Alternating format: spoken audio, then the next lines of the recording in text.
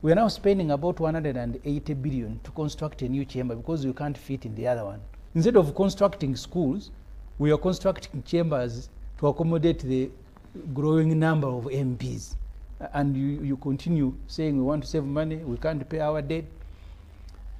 I have been looking at the Middle East countries, the Middle East these days, Saudi Arabia, Dubai, and so on and so forth. They run their countries as a project. There's been a struggle now between Dubai and Saudi Arabia. Saudi Arabia now wants to be the regional center for trade, for transport. They are starting new airlines, they are attracting, they have even put incentives for every company that uses Saudi Arabia as their regional headquarters. That's what Kenya does. And even Abu Dhabi. Yes. So they are competing in marketing their countries as a project. But Uganda here, I don't know whether we are in which century. Yesterday I was complaining in Parliament. All the ministers above the age of 67 are not coming to Parliament. From Motafire to Jim Mwezi to Kasaija to Janet Kataha to everybody, those old ones. Because they are in retirement. You can't find an old person in Rwanda holding a cabinet ministry. You cannot, because in Rwanda they are targets. You don't meet them, you are fired. In Uganda, the targets are in terms of following. If you can afford the president 10,000 voters, you can turn the ministry into a retirement nest for you. Kasaija now no longer comes to Parliament, he sends a Musasizi. Otafire doesn't show up, he sends a David Moz. Kataha doesn't show up, he sends Muyingo and Kaduchu and somebody else. It's called Honorable General Museveni.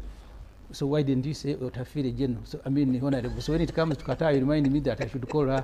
So I am by my training, I call people by their names, not title. So that group, just imagine if you're a private company with targets to deliver, and one of your directors is Otafire, another one is Kasaija.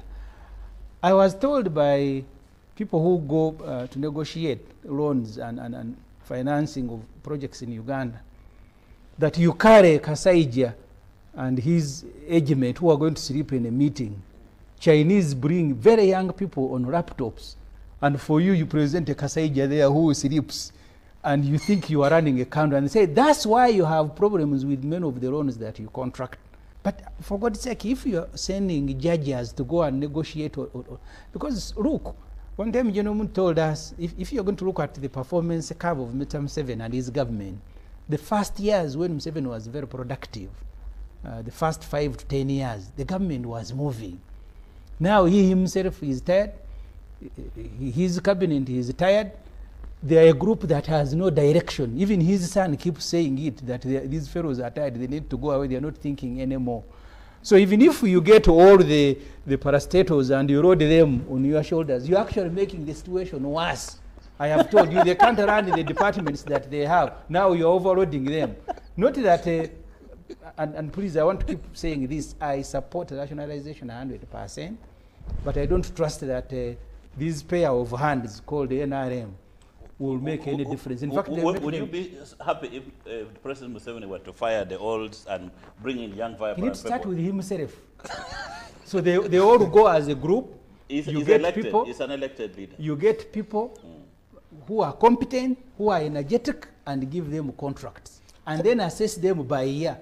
But I'm not sure that this cabinet, let him tell us what were his targets when they are appointing him. So if we have no target, really, it's like you are home, in your home until you die and you are buried. These ministers, if I was the one supervising them, each one of them will have performance targets. You don't perform, you leave. But cabinet reshuffle, so the cabinet becomes like a campaign committee. Can we begin getting to know who has been the best minister this year and what that minister